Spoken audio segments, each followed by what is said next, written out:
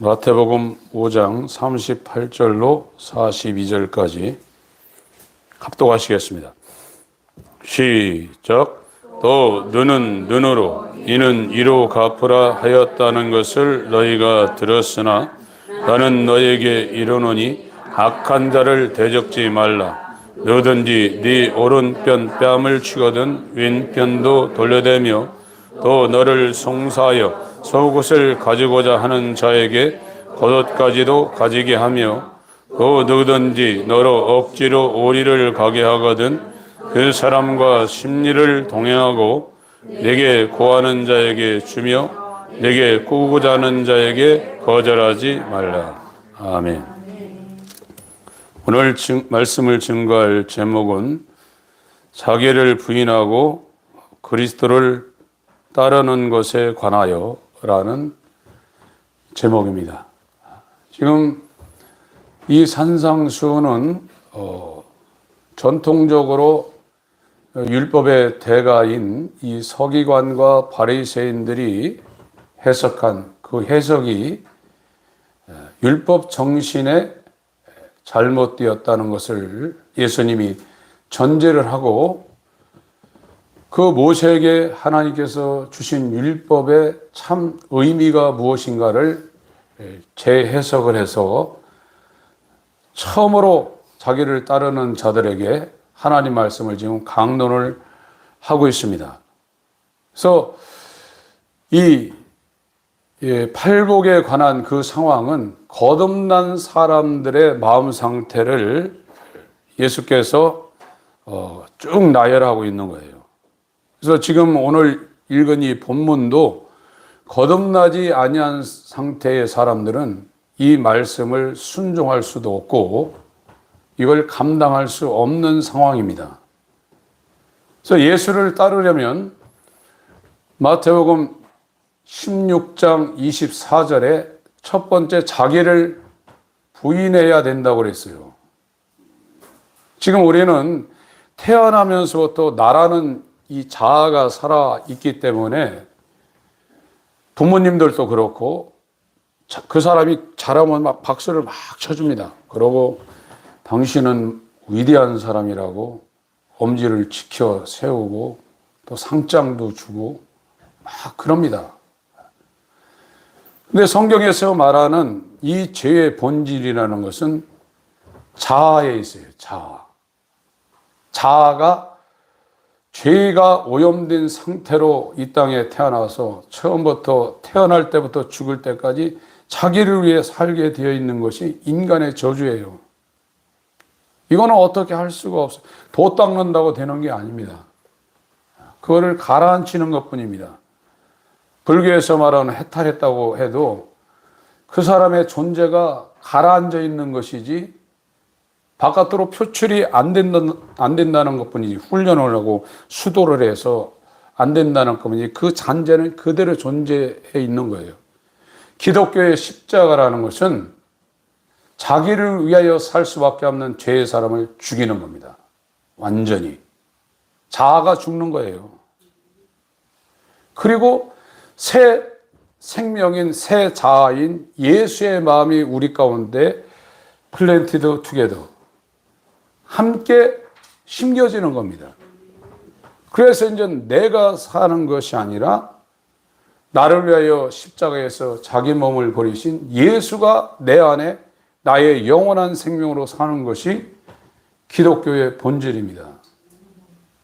예수님은 하나님과 동등하신 성삼위의 제2 위격입니다. 위치 우자입니다. 성삼위의 제2의 위격인데 하나님과 영원 전부터 그 영광을 공유하고 계셨던 분이에요. 그분은 죽을 수 있는 분이 아닙니다. 하나님은 죽지 않습니다. 그 하나님의 아들 예수가 이 땅에 성육신에서 인성을 취하는 이 과정에서 예수 그리스도는 자기의 모든 영광을 다 버렸어요.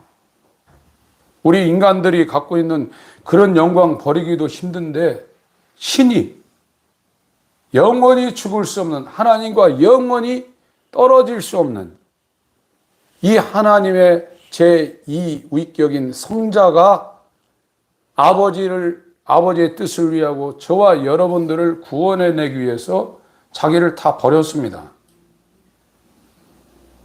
우리는 자빠져 있기 때문에 더 어떻게 우리가 손해볼 수 있는 그런 상황이 없어요. 서 있는 사람들이 자빠지면 충격이나 받죠. 인간은 죄악 중에 출생했기 때문에 저와 여러분들에게는 선한 것이 하나도 없습니다. 버리는 게 훨씬 낫습니다. 갖고 있는 것이 온통 쓸모없는 것들만 지금 갖고 있는 거예요. 그런데 그걸 세상에선 포장해서 그것이 굉장한 가치가 있다고 지금 선전하고 있는데 마귀 작전입니다. 뱀이 하와를 유혹하는 그 작전을 이 세상이 지금 저와 여러분 앞에 허영의 시장에다 갖다 놓고 살아는 거예요. 거기에 걸려 넘어가가지고 죽는 사람들 많아요. 존 버년이라는 사람은 하나님이 17세기에 영국의 베드포드에 보낸 정말 위대한 사람입니다. 그 사람은 초등학교도 거의 제대로 졸업하지 못한 사람입니다.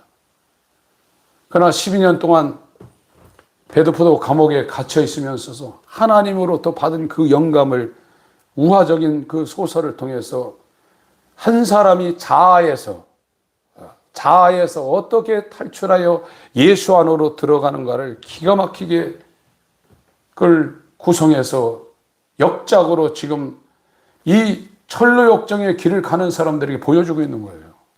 성경 다음으로 많이 인쇄된 책이고 많이 팔린 기독교 고전입니다. 여러분, 저와 여러분이 교회 와서 정말 하나님의 은혜를 받으려고 할 때 첫 번째 걸리는 것이 자아인데 이것을 교회에서 터치를 안 하고 있습니다. 우리의 해방은 나에게서 해방되는 거예요. 나에게서 해방되면 어떻게 되냐? 하나님 안으로 들어가 버린다 이거예요. 하나님과 연합되어 있는 사람들이 무엇을 자기가 책임지려고 하겠어요?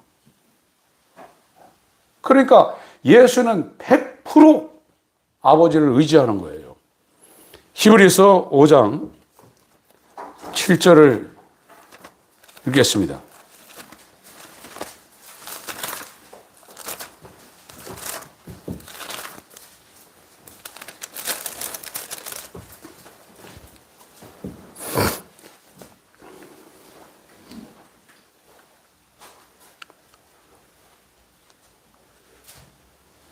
(6절부터) 읽겠습니다.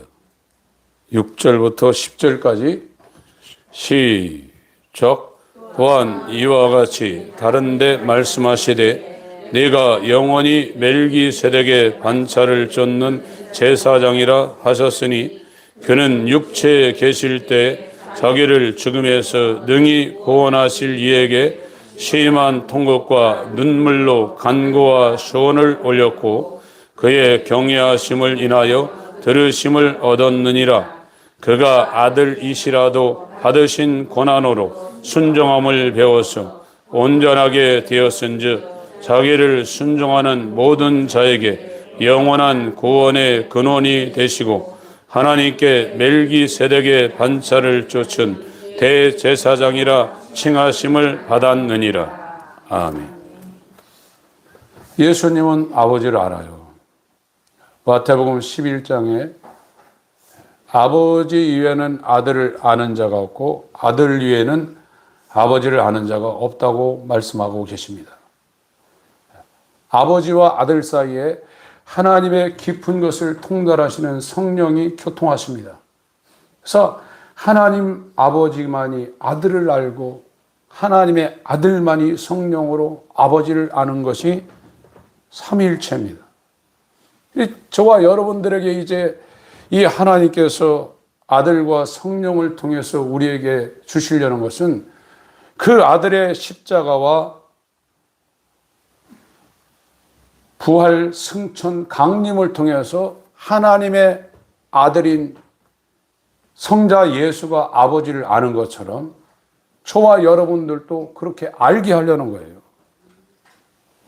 그 영생이라는 것은 유일하신 참 하나님과 그의 보내신 자 예수 그리스도를 아는 것이라고 그랬어요.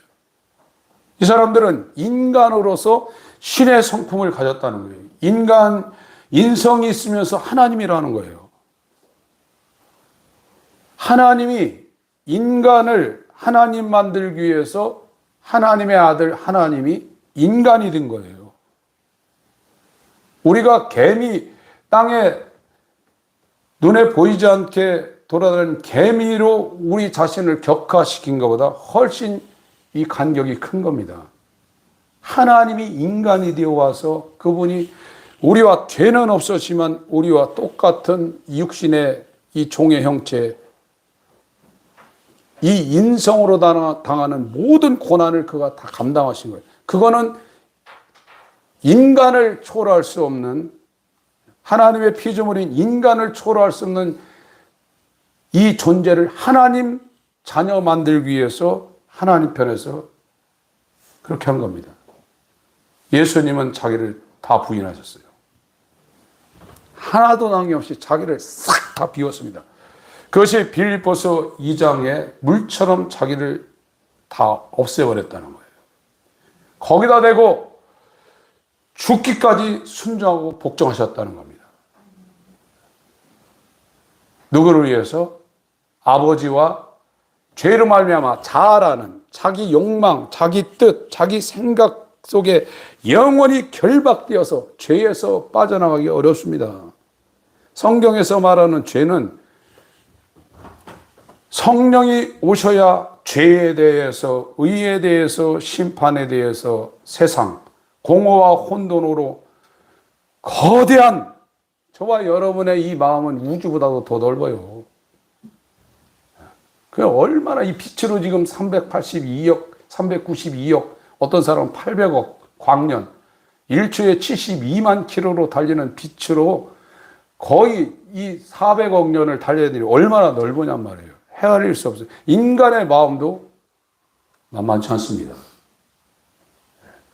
그 공허와 혼돈으로 꽉 차서 자기 욕망을 추구하는 이 상태에 태초에 빛이 있으리라 명하셨던 그 하나님이 예수 그리스도의 얼굴에 있는 아들이 아버지를 아는 그 영광의 빛을 우리 마음 가운데 비춰야 지금 우리의 세상대에 있는 내 뜻만 추구할 수 없는 그 깊고 깊은 그 심연보다도 훨씬 더 깊은 이 죄의 민낯을 본다는 거예요.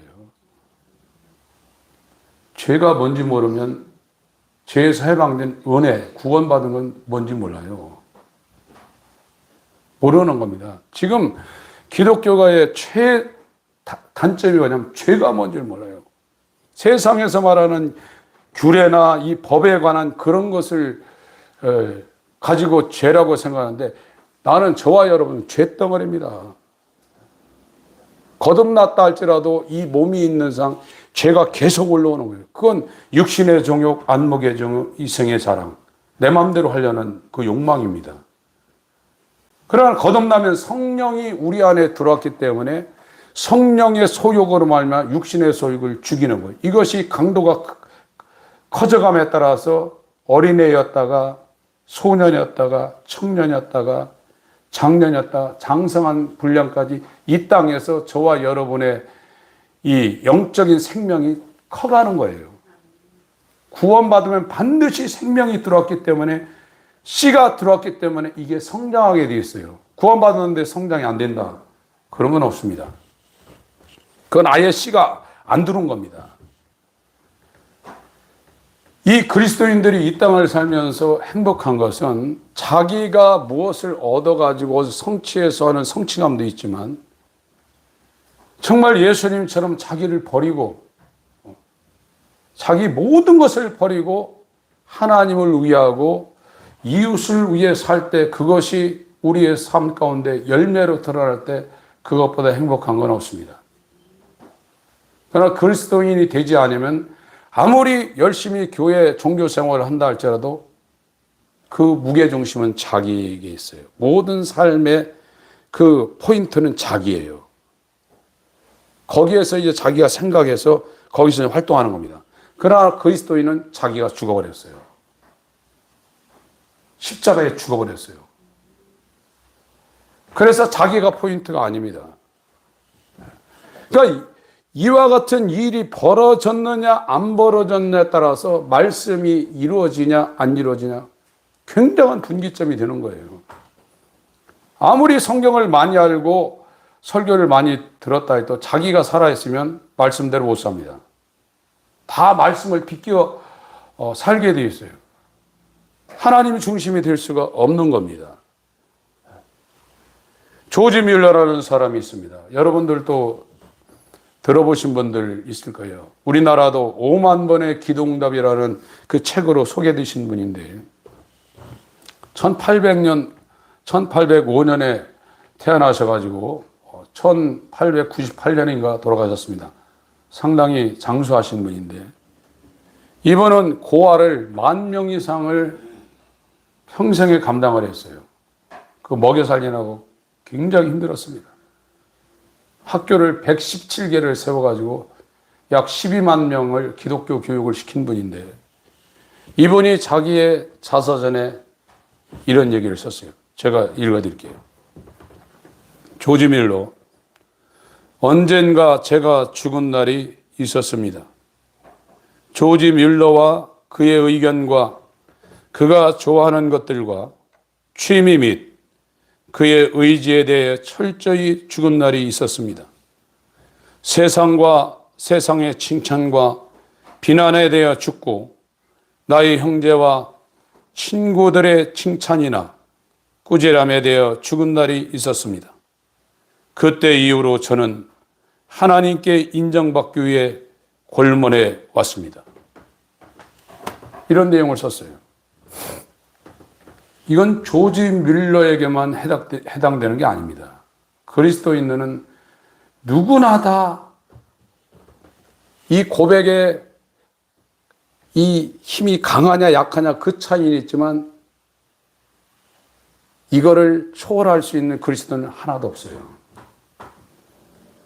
지금은 죽지 않고 다 그리스도인이라고 인정해주고 미국 같은 데는 통계적으로 60에서 70%가 자기가 하나님 나라에 간다고 확신하고 있다는 거예요.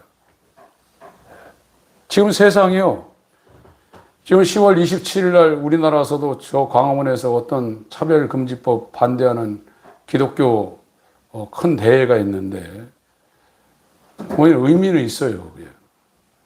그러나 법은 국회에서 만듭니다. 지금 그 법에 찬성하는 국회의원들이 200명가량에 육박합니다. 150명만 찬성돼도 그냥 법이 제정되는 거예요. 영국의 윌리엄 윌퍼보스라는 사람이 있습니다. 이 사람 혼자 노예 그 제도, 아프리카에서 이 흑인들을 사가지고 그 대서양을 건너가지고 미국에 파는 거. 물건 취급했어요. 병들면 다 버렸습니다. 그 바다에다 다 집어넣었어요. 존 뉴턴 같은 사람도 그런 일을 했던 사람입니다. 혼자 윌리엄 윌퍼버스가 그 노예 제도 이 법을 이걸 제거하려고 정말 열심히 했고 그 사람은 정말 그리스도인이었어요. 목숨 걸고 했습니다. 그 사람이 그 법을 제거를 해버렸습니다. 만약에 지금 대한민국 국회에서 윌리엄 윌퍼버스처럼 이 차별금지법이 기독교를 말살하고 하나님을 대적하는 그런 법이라는 것을 목숨을 걸고 한 명만 국회의원이 있으면 제 생각으로는 그거 통과 안 됩니다. 쫓아다닐 테니까 자기 동료들. 그걸 하나님이 역사할 테니까. 우리가 외곽에서 그런 일도 해야 되지만 그거는 한계가 있는 겁니다. 그리스도인이 없어서 나라도 망하는 것이고 세상도 망하는 겁니다. 지금 이 마태복음 5장 38절부터 42절까지 읽었어요. 지금 서기관 바리새인들이 전통적으로 율법을 해석하는 겁니다. 눈은 눈으로 이는 이로 갚으라. 이렇게 율법을 해석하고 있어요.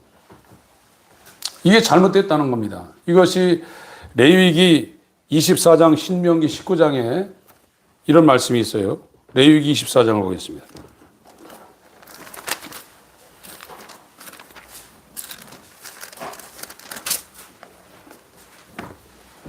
(20절)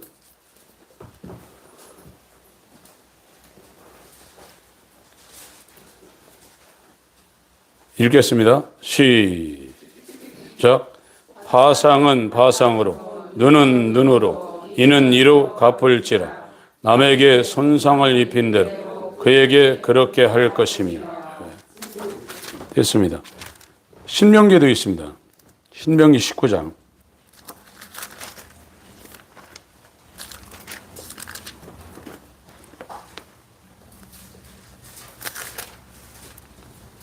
(21절)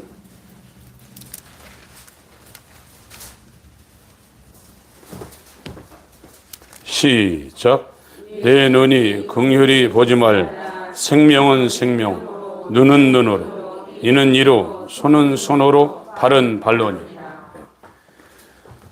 이 서기관 바리새인들이 율법을 해석한 첫 번째 잘못은 이거를 율법을 각 개인에게 적용을 시키는 거예요. 하나님이 이 율법을 지금 읽은 이 율법의 말씀을 하나님이 1차적으로 준 건 재판관들한테 공의롭게 판단하라는 그런 목적으로 준 겁니다. 재판을 아주 공정하게 하라는 거예요. 그런데 이것을 그 재판관들을 제껴놓고 일반 이스라엘 백성들에게 적용을 시켜서 눈을 빼면 어떤 사람이 네 눈을 다치게 했으면 가가지고 그대로 하라. 이렇게 지금 가르치고 있는 거예요.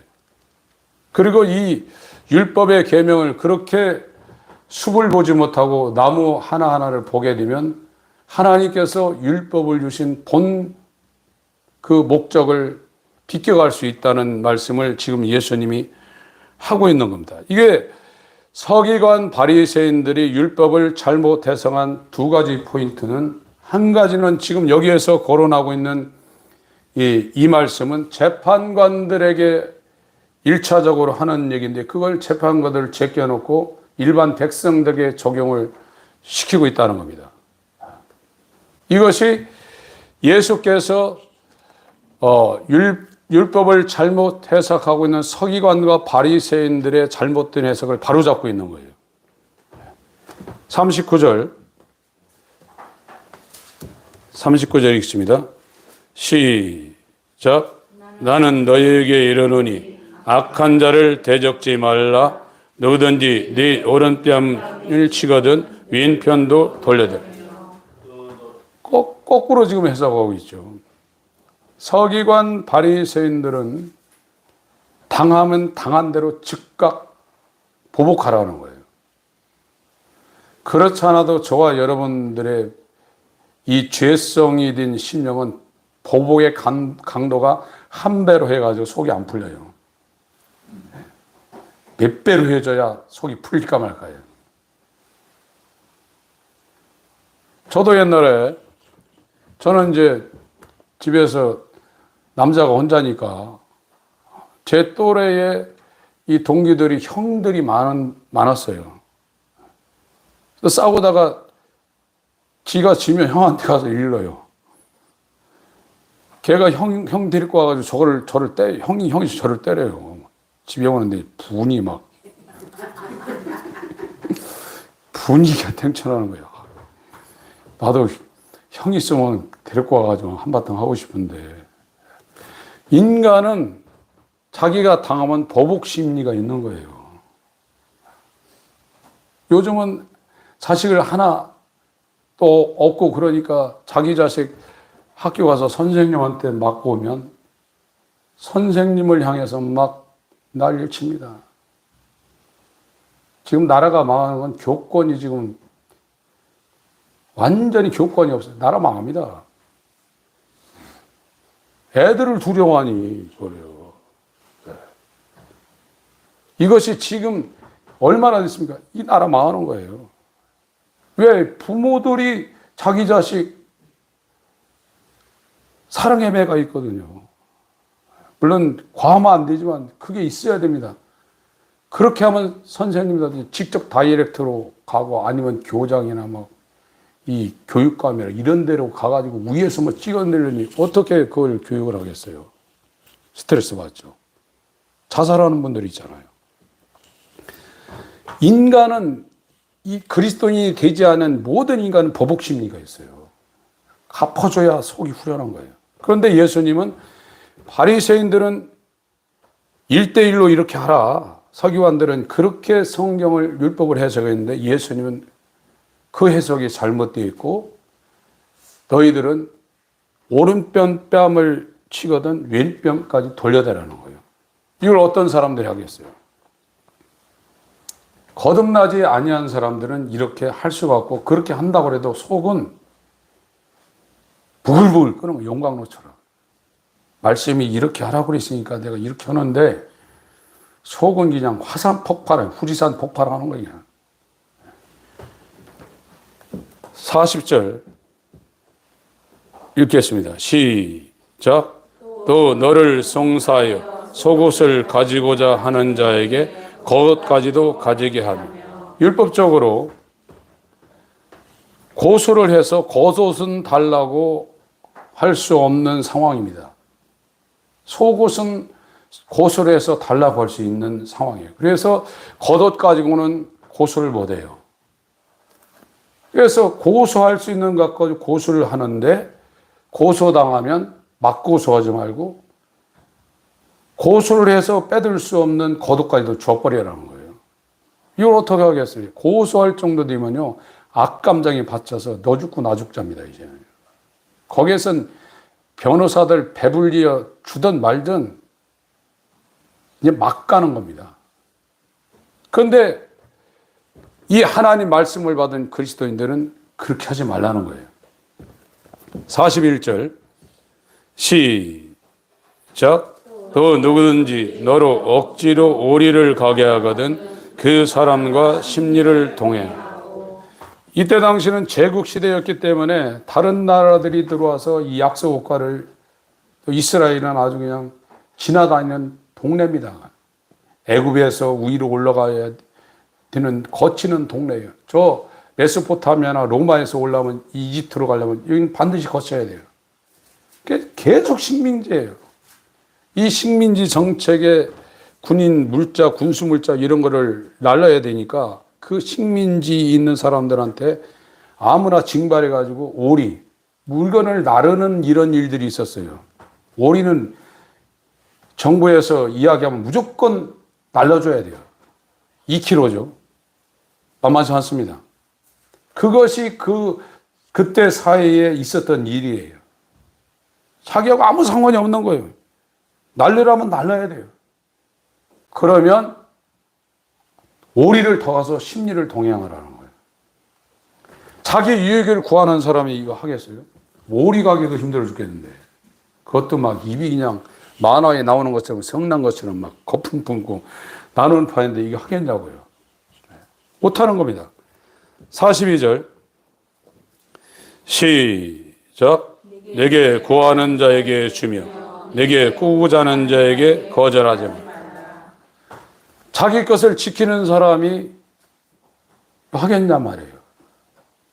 그러니까 그리스도인이 되면은 자기가 갖고 있는 이 몸부터 시작해서 모든 일생에 관한 이 재산 이런 모든 것이 자기 것이 아닌 것이 실제로 되는 상태입니다.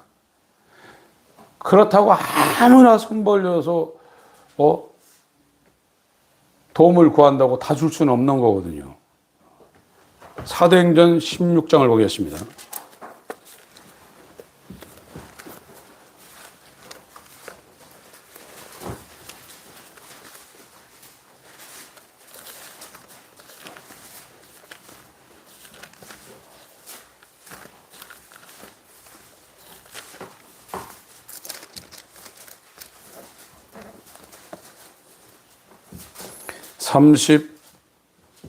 (35절)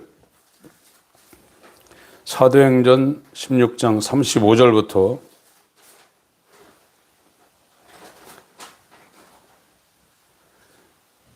38, 40절까지 읽겠습니다. 시작.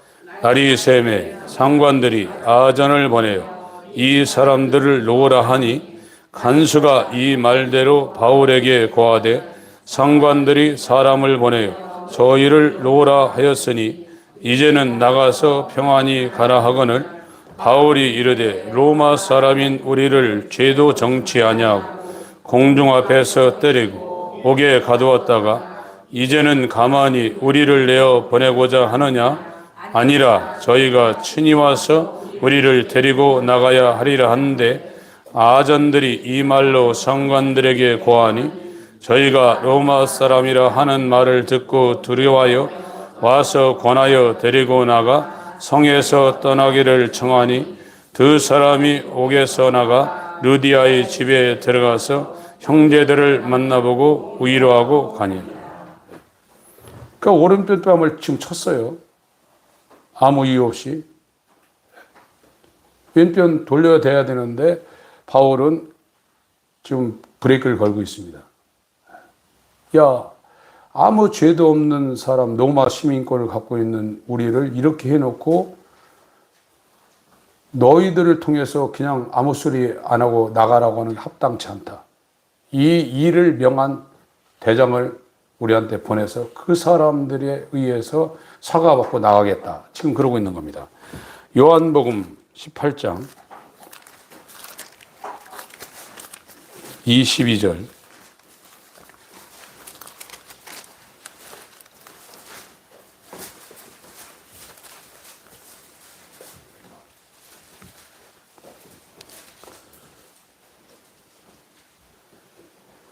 (24절까지) 있습니다. 요한복음 18장 22절부터 24절까지 시작. 이 말씀을 하심 곁에 섰는 하석 하나가 손으로 예수를 쳐 가로되 네가 대제사장에게 이같이 대답하느냐 하니 예수께서 대답하시되 내가 말을 잘못하였으면 그 말 못한 것을 증거하라. 잘하였으면 네가 어찌하여 나를 치느냐 하시더라. 안나스가 예수를 결박한 그대로 대제사장 가야바에게 보내니. 치면은 다른 편 돌려야 되는데 예수님이 지금 그거를 지적하고 있어요. 그래서 지금 마태복음 5장 38절로 42절까지의 말씀은 서기관과 바리새인들이 잘못된 해석이 어떤 것인가를 지금 설명을 해주고 있습니다. 그들이 해석한 이 해석은 율법을 잘못 해석했다. 내가 다시 율법의 그 본 정신을 내가 하나님이 율법을 준 그 본 의도를 내가 너희들에게 설명을 하겠다 하면서 이렇게 네 가지에 대해서 설명을 하고 있습니다. 이거는 본질적으로 그리스도인이 되지 못하면 행할 수 없는 상황입니다. 그러면서 이와 같은 상황을 하면서 그냥 무턱대고 이렇게 하는 것이 아니라 지금 브레이크 장치를 지금 사도 바울과 이 예수님을 통해서 우리에게 지금 제시를 하고 있는 거예요. 이제 오늘 이 아침에 이 말씀을 지금 접하고 있는 저와 여러분들이 지금 추구해야 될 상황은 이 죄에 대해서, 자아에 대해서 요한복음 16장을 보겠습니다.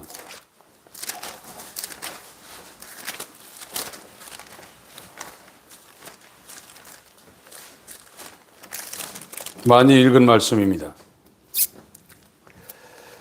8절, 7절, 8절, 10절까지, 11절까지 있습니다. 7절부터 시작. 그러나 내가 너에게 실상을 말하노니 내가 떠나가는 것이 너에게 유익이라. 내가 떠나가지 아니하면 보혜사가 너에게로 오시지 아니할 것이요 가면 내가 그를 너에게로 보내리니 그가 와서 죄에 대하여 의에 대하여 심판에 대하여 세상을 책망하시리라. 죄에 대하라 함은 저희가 나를 믿지 아니하며 의에 대하라 함은 내가 아버지께로 가니 너희가 다시 나를 보지 못하며 심판에 대하라 함은 이 세상 임금이 심판을 받았음이니라. 구원은 하나님의 주권 안에 있는 거예요. 구원이라는 것은 피조물인 인간이 창조주의 그 지위까지 올라가는 겁니다. 개는 개로 태어나서 멍멍 짖다가 개의 일을 하다가 개의 일생을 마칩니다. 개가 소 될 수 없습니다. 소는 소의 일생 소로 태어나서 쟁기질하고 풀 먹고 우리 4개 있는 거 가지고 계속 책임질하면서 그러 살다가 끝나는 거예요. 사람은 사람으로 태어나서 사람이라도 죽는데 인간은 죄인으로 태어나요. 죄인이 수도한다고 의인이 되는 게 아닙니다. 죄 하나도 안 짓는다고 의인이 되는 게 아니고 인간은 자기 욕망을 따라 사는 것이고 그 안에서 이제 인간 세계에서 최고로 성자라고 해주는 사람은 도 닦는 사람이에요. 사막이나 산속에 들어가서 세상과 이별하고 자기 욕망을 계속해서 눌러서 안 보이게 도 닦는 사람. 그 사람도 인간이에요. 죄인입니다. 자기가 살아있는 사람이에요. 근데 십자가는 인간인 이 인성을, 이 욕망을, 자기 욕망, 자아라는 것을 죽이고 하나님의 이 사랑이 들어오는, 하나님의 의가 들어오는, 신의 성품이 들어오는 놀라운 장치입니다.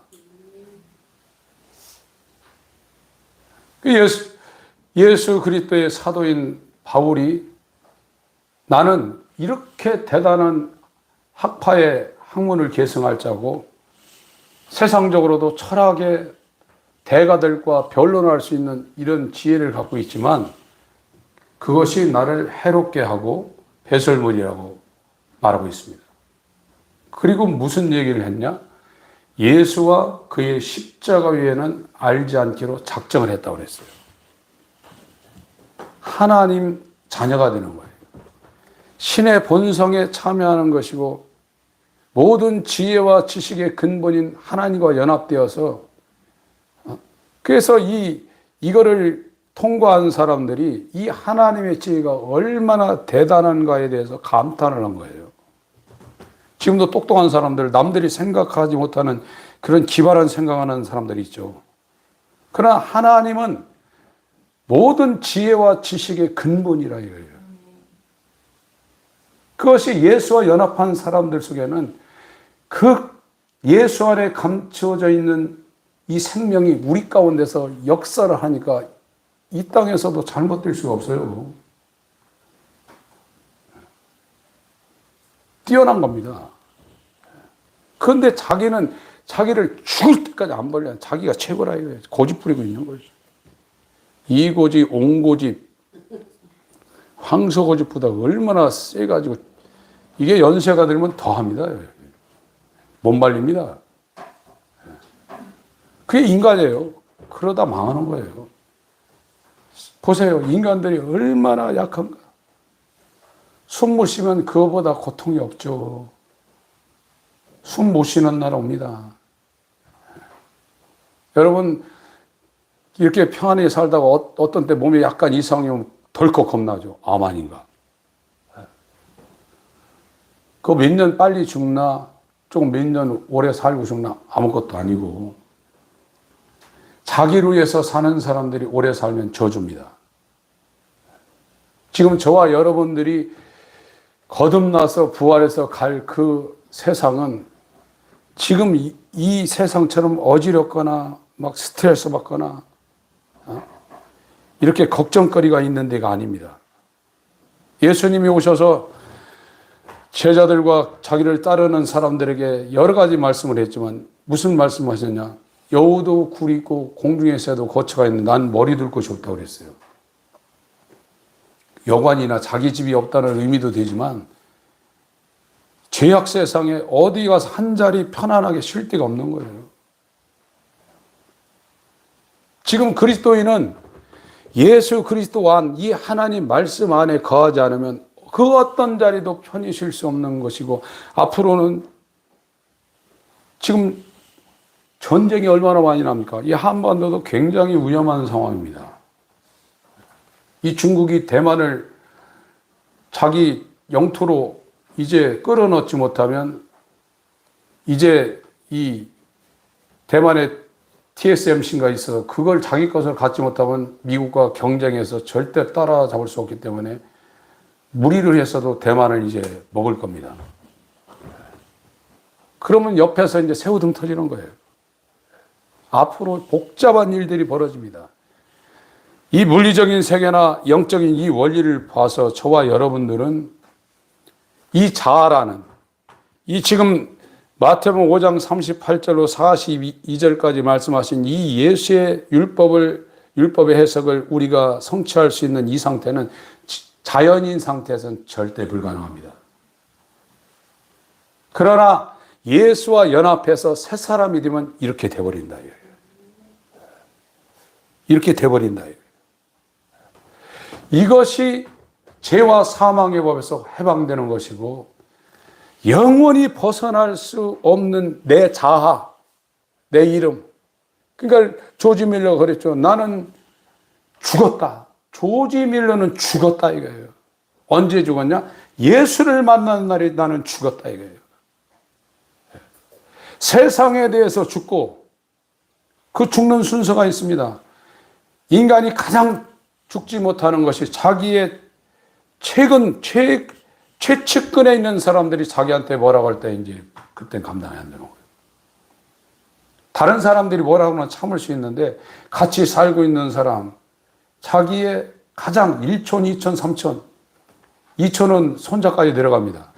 자기 자녀들, 여기에서 이 뭐라고 그러면 이제 참지 못하고 자기하고 가장 친한 친구들이 자기를 비난하고 자기를 축켜 세우는 이러면 거기에서 벗어나기 힘들어요. 그러나 죽은 사람은 거기서도 죽고 또 자기에 대해서 죽었다 이거예요. 그래서 사도 바울은 고린도전서 4장 3절 보겠습니다. 고린도전서 4장 3절.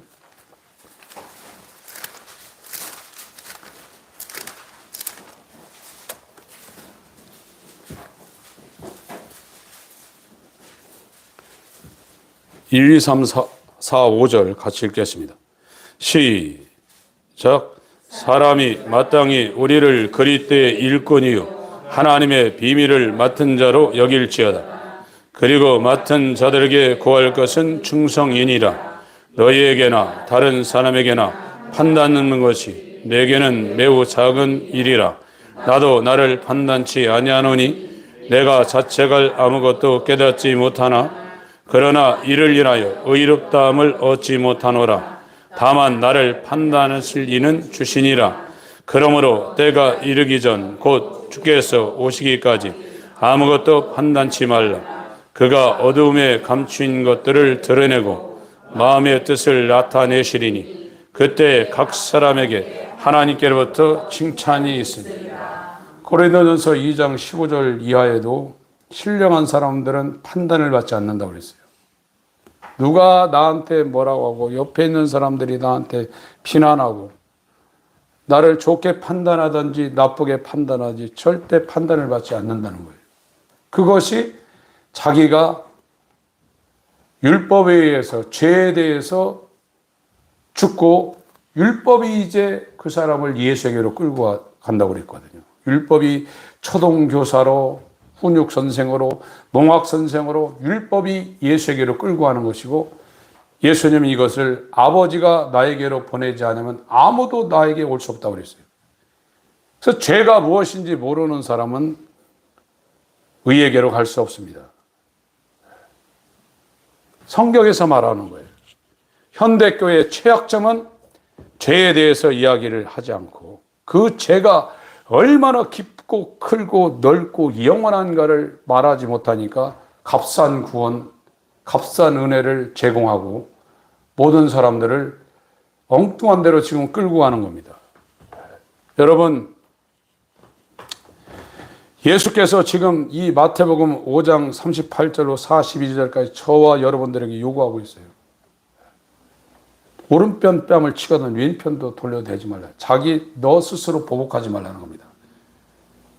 숯불을 그 위에다 쌓아놓고 심판은 하나님이 한다는 거예요. 이와 같은 사람이 되게 하기 위해서 하나님이 이 진노라는, 죄를 진노한다는 하나님의 이 공의의 하나님의 속성을 우리한테 계시하는 것이 율법입니다.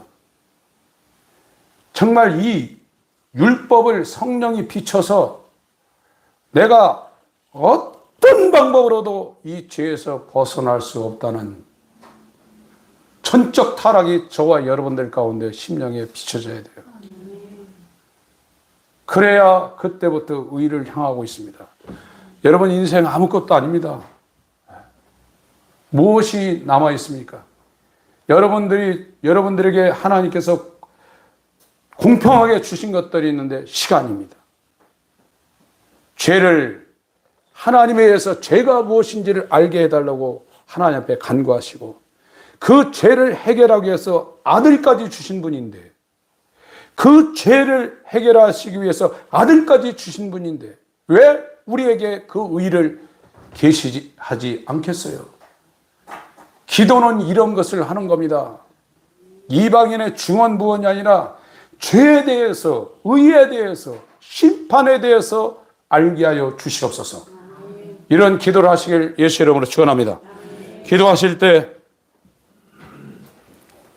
조지 밀러는 죽었다고 그랬어요. 그 의견과 그가 좋아하는 것들과 취미와 더 나아가 그의 의지에 대해서 철저히 죽은 날이 있다고 고백하고 있습니다. 세상과 세상의 칭찬과 비난에 대해서 죽었다고 말하고 있습니다. 나의 형제와 친구들의 칭찬이나 꾸지람에 대해서도 죽은 날이 있다고 고백하고 있습니다. 그 이후에 그는 철저하게 하나님께 대하여 하나님 앞에 서기 위하여 몰입했다고 골몰했다고 고백하고 있습니다. 이와 같은 일들이 우리에게 일어나게 하여 주옵소서.